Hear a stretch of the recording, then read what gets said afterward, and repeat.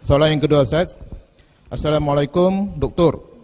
Dalam kitab At-Tarifi, muka surat 51, ada menyatakan bahawa menjaharkan niat tidak disyariatkan, bahkan bid'ah. Soalan, dalam penerangan doktor pagi tadi menyatakan bahawa kita memilih yang paling dekat dengan sunnah tanpa membid'ahkan. Bagaimana cara kita memurnikan pandangan doktor dengan pendapat At-Tarifi ini? Okay. Terima kasih banyak.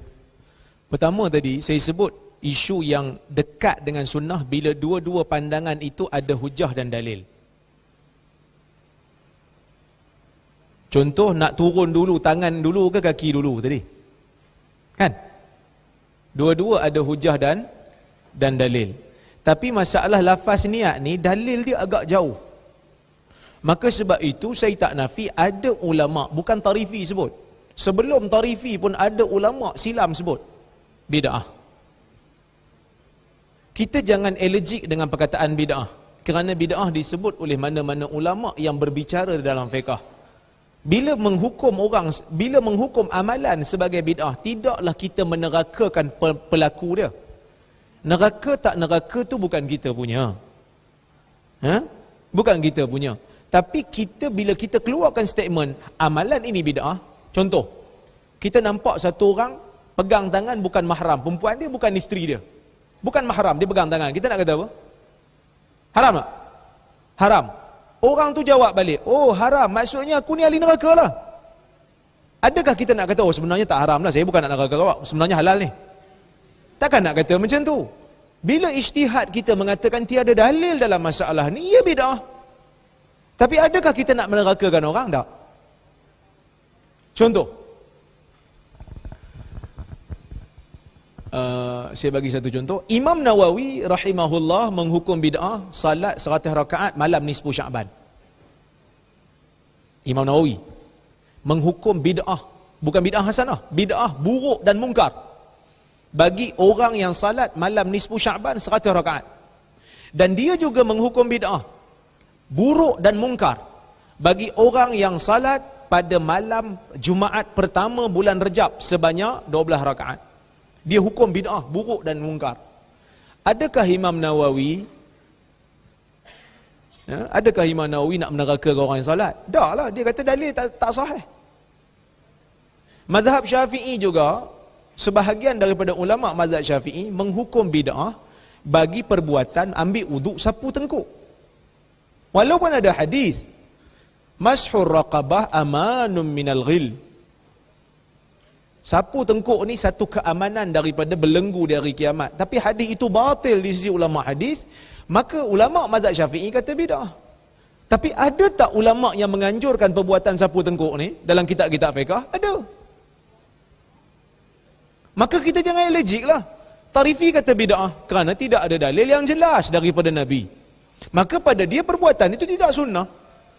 Bukanlah bermakna bila saya kata, kita kena hati-hati, ada benda rajih dan marjuh, ada benda kan dekat dengan sunnah yang mana agak jauh sikit pada sunnah. Tapi ada perkara memang antara bid'ah dan sunnah, ada. Seperti mana yang dibuat oleh Al-Imam Nawawi. Maka sebab itu, perbahasan bid'ah ke tak bid'ah ni, kita jangan bergaduh lebih sangat. Bawa mari dalil kalau kita tak setuju dengan orang kata bid'ah. Mazhab Syafi'i, majoriti mazhab dia tak setuju dengan Imam Nawawi, Imam Hanafi, Abu Hanifah bila menghukum akikah sebagai bid'ah. Maka dia bawa dalil daripada Nabi menunjukkan ia sunnah. Begitu juga Al-Iz bin Abdissalam. Al-Iz bin Abdissalam mazhab apa? Syafi'i. Dia mengatakan tidak sunnah angkat tangan, tadah tangan waktu kunut. Tak sunnah. Ulama yang datang kemudian daripada dia sama-sama mazhab Syafi'i. Sama-sama mazhab Syafi'i. Antaranya Al-Imam Nawawi, dia tak setuju dengan Al-Iz bin Abdissalam bila kata tak sunnah. Mana bid'ah lah, tak sunnah. Tapi dia tak kata, Iz bin Abdissalam ni Wahabi sungguh. Dia tak kata.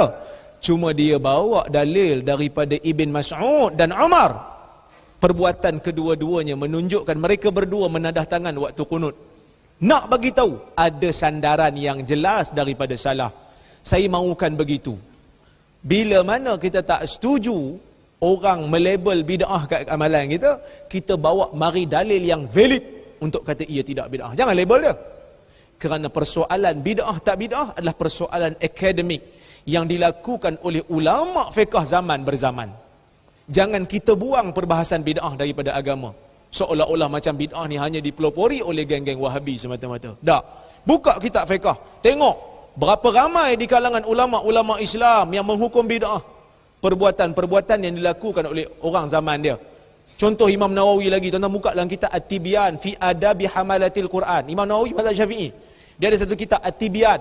Dia kata wa minal bid'il munkarah, di antara bid'ah yang mungkar juga ialah apabila imam-imam yang jahil di zaman dia membaca suratul An'am pada rakaat kedua, rakaat yang terakhir bulan Ramadan pada malam yang ketujuh, dia baca surah An'am secara lengkap. Ia adalah bid'ah yang mungkar. Kerana mereka menganggap ia ada fadilat, sedangkan tidak ada fadilat secara khusus dalam masalah tu. Maka sebab itu tuan-tuan, bila kita banyak baca kitab-kitab fiqh ni, kita akan jumpa benda-benda ni. Sebab tu kita tak allergic. Jangan takut dengan perbahasan ilmu. Okey.